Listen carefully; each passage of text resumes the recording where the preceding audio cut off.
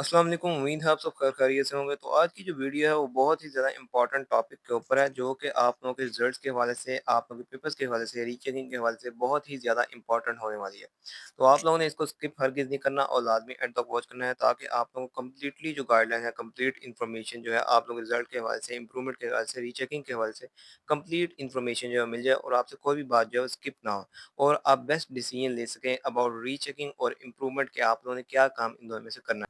मज़ीद चैनल को आप लोगों ने लाज़मी सब्सक्राइब कर लेना है, ताकि आपको लेटेस्ट अपडेट अबाउट एफपीएससी मिलता रहे। और व्हाट्सएप चैनल का जो लिंक है वो फर्स्ट कमेंट के अंदर पिन किया हुआ है, तो उसे भी लाज़मी जाके फॉलो अप कर लीजिए, क्योंकि फर्स्ट जो अपडेट्स होते हैं वो व्हाट्सएप चैनल के अंदर आते हैं, देन यूट्यूब पे आते हैं, तो उसे भी लाज़मी जाके फॉलो अप कर लीजिएगा, ताकि आपको लेटेस्ट अपडेट अबाउट एफपीएससी मिलता रहे। तो चलिए जल्दी से वीडियो को स्टार्ट करते हैं। तो जनाब, एक सवाल पूछा जाता है कि हम अपने पेपर्स की रीचेकिंग करवाएँ या फिर इम्प्रूवमेंट दें। हर साल जैसे ही रिज़ल्ट आता है एसएससी का, तो हमेशा जो स्टूडेंट्स होते हैं उनको लगता है हमारे साथ बहुत ही ज़्यादा फेडरल बोर्ड ने नाइंसाफ़ी कर दी है और हमारे पेपर के अंदर जो मार्किंग के अंदर हमारे री-काउंटिंग जो है वो उन्होंने गलत की हुई है। काउंटिंग हमारी पेपर्स की जो सही नहीं है, तो हमारी इसलिए रीचेकिंग लिहाज़ा करवाई जाए।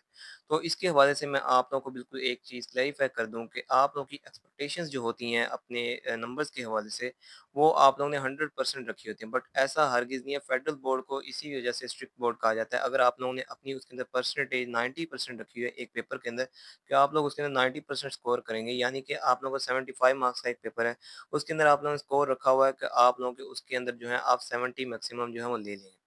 तो उसके अंदर आप लोग अगर इतनी एक्सपेक्टेशंस कर रहे हैं, तो आप लोगों ने 30% गिरा के उसको एक्सपेक्ट करना है। यानी कि आप लोगों ने उसके अंदर जो है ये एक्सपेक्ट करना है कि आप लोगों का जो 30% है, यानी कि अगर आप 70% एक्सपेक्ट कर रहे हैं अपने पेपर को करके कि मैं 70 मार्क्स का पेपर जो है वो अटेम्प्ट किया हुआ है 75 में से, तो ऐसा हरगिज़ नहीं होगा। आपने ये कहना है कि उसका 30% यानी कि उसका आप लोगों ने 80% लेना है।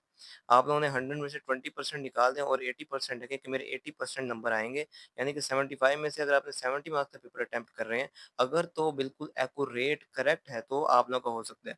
बट अगर वो एक्यूरेट नहीं है, आप लोग उसके अंदर थोड़ा-सा शक है, तो आप लोगों ने उसके अंदर जो है अपने जो मार्क्स रखते हैं वो आप लोग 50 तक रखते हैं। क्योंकि फेडरल बोर्ड के अंदर जो मार्किंग होती है वो आप लोगों की बिल्कुल एक्यूरेटली वैसी की जाती है। इसके अंदर आप लोगों का रूब्रिक्स अप्लाई होता है ओनली, और आप लोगों की कोई भी चीज़ जो है वो अप्लाई नहीं होती। तो इसी वजह से आप लोगों ने इसके अंदर जो एक्सपेक्टेशंस जो होती हैं बोर्ड के एग्ज़ाम में, खासकर आपने एक्सपेक्टेशंस रखनी होती हैं।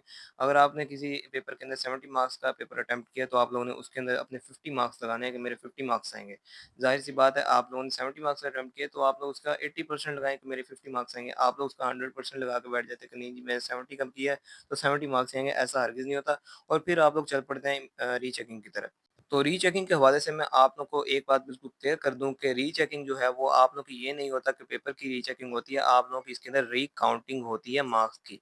अगर तो आप लोगों के मार्क्स जो करेक्ट फॉर्म के अंदर नहीं गिने गए होंगे, यानी कि काउंट नहीं सही होंगे, उनकी काउंटिंग सही नहीं होगी, तो वो बस उनकी काउंटिंग के चेक करेंगे, फेडरल बोर्ड उनकी काउंटिंग को चेक करेगा। अगर तो आप लोगों की मार्क्स की काउंटिंग सही होगी, तो वो आप लोगों के वहीं जो आप रीचेकिंग के पैसे भरे होंगे, ज़ाहिर-सी बात है वो ज़ाया हो जाएँगे और आप लोगों को उसके मार्क्स जो हैं वो आप लोग को उतने को उतने ही रहेंगे।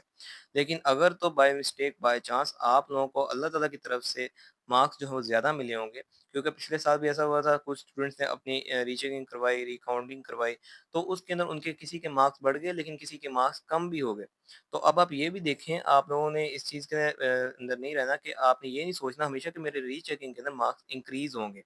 इस तरह नहीं होता। हमें आप लोगों के जो रीचेकिंग के अंदर मार्क्स डाउन भी हो सकते हैं, आपके एक्चुअल मार्क्स अप्लाई हो गए, तो आप लोगों के मार्क्स डाउन हो जाएँगे।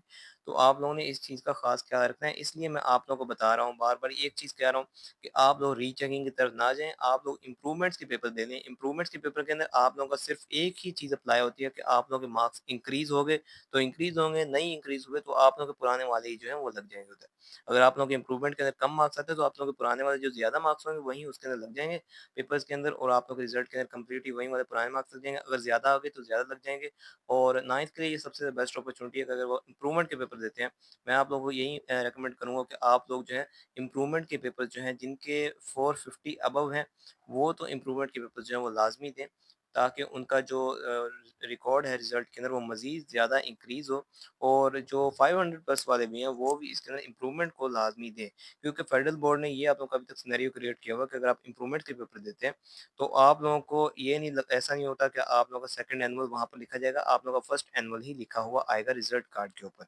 तो इसी वजह से आप अपनी रीचेकिंग के बजाय इम्प्रूवमेंट के पेपर्स दें, उनके अंदर आप लोगों के मार्क्स जो है वो इम्प्रूव भी हो जाएँगे और आप लोगों को दोबारा से पेपर्स का एक्सपीरियंस भी हो जाएगा, क्योंकि ये आपके पास सबसे ज़्यादा बेस्ट अपॉर्च्युनिटी जो फेडरल बोर्ड देता है, तो आप इम्प्रूवमेंट्स के पेपर जो हैं वो दें। आप लोग रीचेकिंग की तरफ जाएँ ना, मैं आप लोगों को दोबारा एक बार समझा रहा हूँ, रीचेकिंग की तरफ ना जाएँ। अगर आप लोग ये मेरी बात मान लेते हैं, तो आपके पास सबसे ज़्यादा बेस्ट अपॉर्च्युनिटी होगी, अपना एडमिशन भेजें, इम्प्रूवमेंट के पेपर दें और मार्क्स अटेन करें।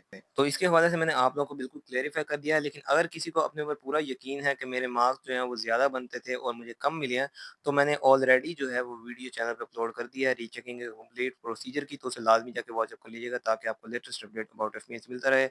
और चैनल को सब्सक्राइब करना हरगिज़ ना भूलें। मिलते हैं नेक्स्ट वीडियो में, तब तक के लिए अल्लाह हाफ़िज़।